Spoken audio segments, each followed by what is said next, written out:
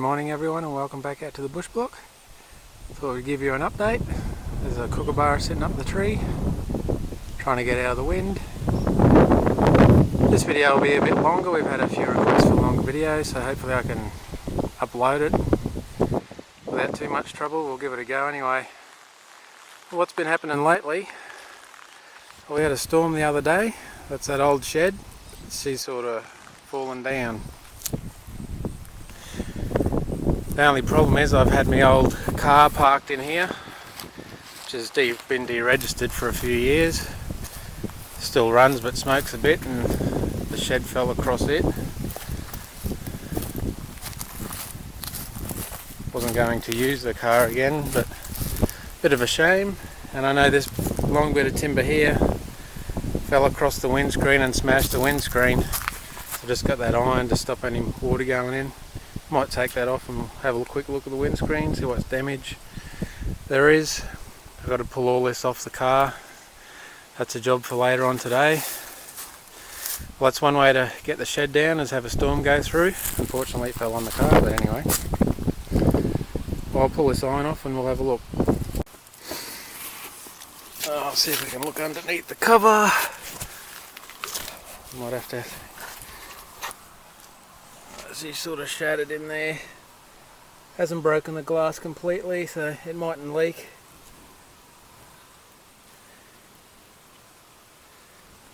Might have a look at that car later once I get all the shed off it, see what other damage there is.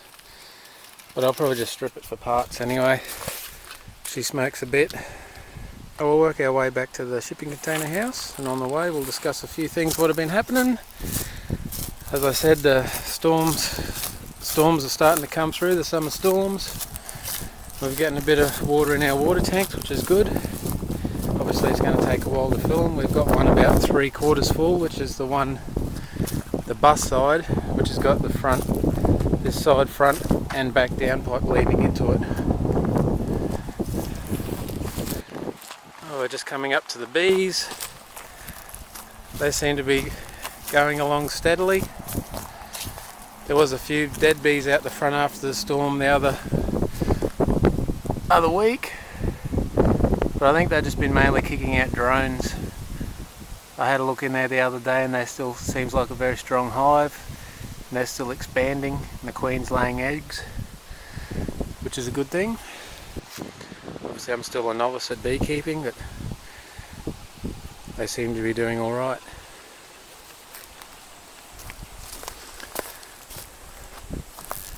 Well, we've moved the chook pen a while back, moved it further down the yard.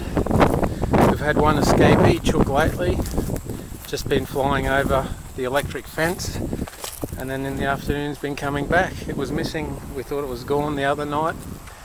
After the storm it was missing for a full day, but it turned up this morning. It's gone again now. It's off, wanders off through the bush, does its own thing and comes back at night. So it's not too bothered about the electric fence. We did cut their wings, one wing at the start, but obviously that chook can fly again, but it's coming and going as it pleases. So we're getting a few eggs out of the bantams. We've only got the bantam chooks. They're not really well known for their egg laying. We've got 7 chooks, which is plenty of eggs for us. Later on we'll get some Rhode Island Reds or something like that once we're more established and set up.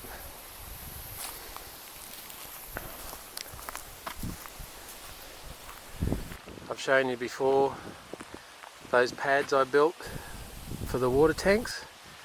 All that soil I've been digging out of the ground over here, which will be a dam position eventually. And you can see after the storm we've got a fair bit of water in it. The hole's probably 600 mil deep, so there's not a real lot of water there. I've just been digging this sandy soil out of there for those pads for the tanks. But this will be eventually a dam position, so that's why I started digging there.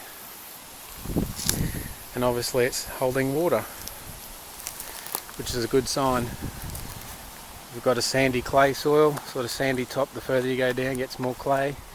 and eventually you hit rock as you go down further.